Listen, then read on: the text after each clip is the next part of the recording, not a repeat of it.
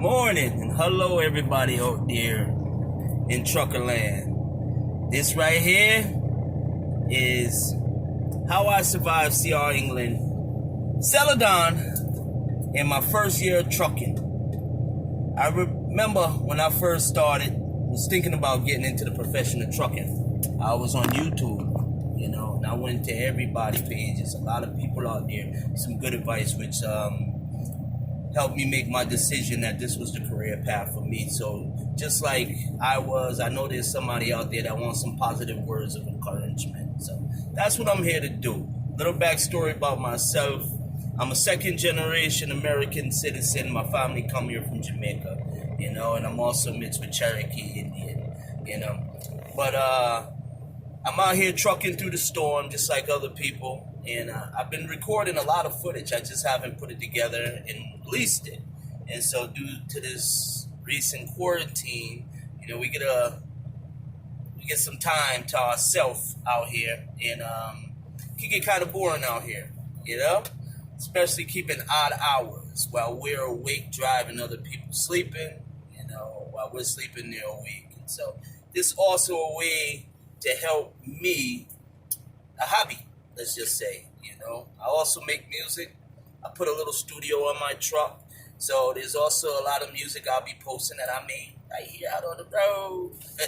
Trucking and making music, But okay, how I survived CR England. Stay focused. All right. Now, my first encounter with CR England school, I went to the one up there in Forest Park, which is now closed, I found. And it was a good school, I would say, because I made the best of it. I didn't just go in there and play around. I really wanted to learn. I tried to do this on my own at first. I went and got my permit on my own. And then I remember thinking, what was a fifth wheel? I'm starting to see. I didn't know what a fifth wheel was. I think, okay, it's an 18-wheeler. It must be the fifth wheel. I didn't even know what a fifth wheel was when I was taking the test. So when I was trying to take the test and I kept failing, and then I'll go back and pass, study, YouTube it, I said, there's more to this. And if I'm going to be out here on the road dealing with the public and myself, I want to be safe. And so I said, okay, let me go to a school. I was going to go to college, but they take a long time. And then even after you get your CDL, you still have to go work for a startup company. So there's no right way, wrong way to get started. All right. One thing I learned, all right, it's going to be a sacrifice that first year. I'm in my second year of trucking now, so therefore I'm a master. I know everything about trucking. Anything you need to go out, you've been trucking 30 years, you need some advice, I got you. You know what I mean? All you got to do is call me up, But just playing. Many years you could be out here, you still won't know everything there is about trucking. So I'm going to show you a couple clips from my dash cam and passport. So I'm going to cut to that, and then I'll be right back.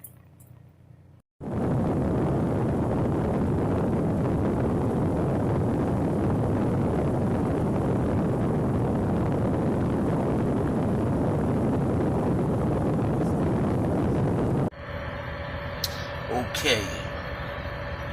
First day out, first load. CR England gives us a truck.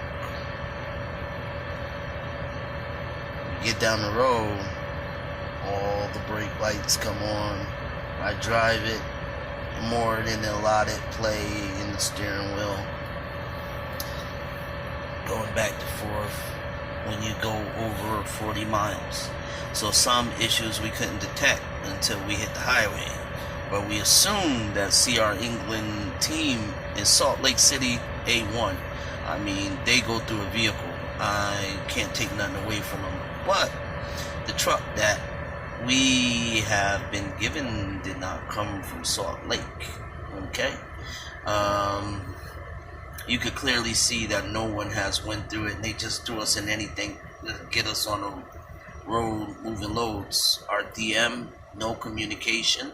When you call her, Lynn, it's like you're bothering her. Okay? Nothing to check, nothing to say, hey, you guys okay? We know you's held up over there in the truck stop a couple days, dag, sorry, you guys had to go through it to get better. Nothing from no one. Okay, but we're getting emails from people like they're not communicating on their end, asking us if we're at the shop. They could clearly see that this truck not moving.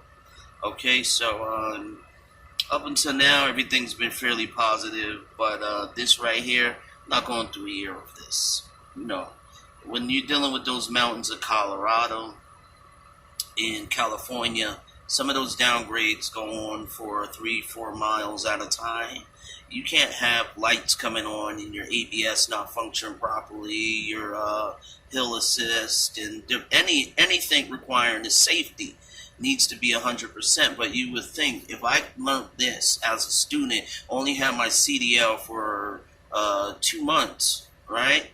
That they will know this as professionals. It's clear some, not all, some DMs, they don't care anything about anything but moving a damn load. And after that, that's it. And so that is a major issue. It's my first issue with CR England, but it's a biggie. As you see from all the other videos, it was no need to really do anything. It was pretty positive, you know. But this is a major one because this is difference between the training part of CR England and the company of being hired on and how they're treating their employees, you know.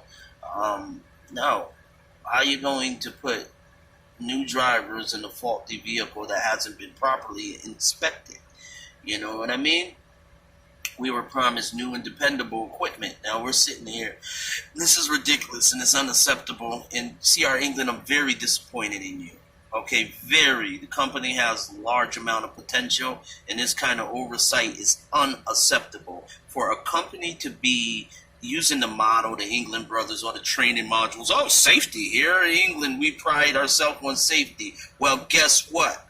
This is not a safe vehicle, and your employees, all right, put us and assigned us to this vehicle. Okay, so you need to stress that to your DMs. You need to stress that to everyone else involved with coordinating drivers being paired with trucks to make sure no truck is given to any driver without it going through a thorough inspection, which I think should come out of Salt Lake, because no training facilities have the capability of doing that. So if the truck is not issued out of Salt Lake, where you have that thorough team, and I can salute, when we went up there with our truck, I mean, we just pulled in the bay and they smelt it and said, this wrong, the def, and they fixed it. Okay, here we're sitting 2 days. This is not productive. Okay, and our DM's not even communicating with other people in regards to the load. When it first arrived, we told her, Lynn, we said, oh, you may want to have this rerouted. Okay, all right, all the bickering that's going on behind the scenes, forget about it. You understand? All right, so CR England, this is a negative review. You said you were trying to change the way your company does business to prevent high employee turnover. Well, this is another employee that's about to turn over and ready to go. I rather pay for my student loan on my own before I go over the mountains and across rough terrain. Hot desert sands now in an unsafe vehicle. Shame on you. All right, now those at the top, yeah, we know you are trying your best, but guess what? You need to stress that to your people at the bottom. You need to let them know it's in their best interest to adhere to that company safety policy, and they do not whatsoever put drivers, any driver, be they new or experienced, in a situation like this.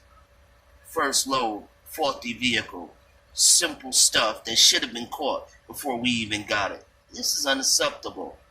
You will receive more updates, be they positive or negative, as to what's really going on in CR England. So I could say the training program A1, but so far my experience on my first load with dealing with the DMs here at CR England and their equipment, not so positive.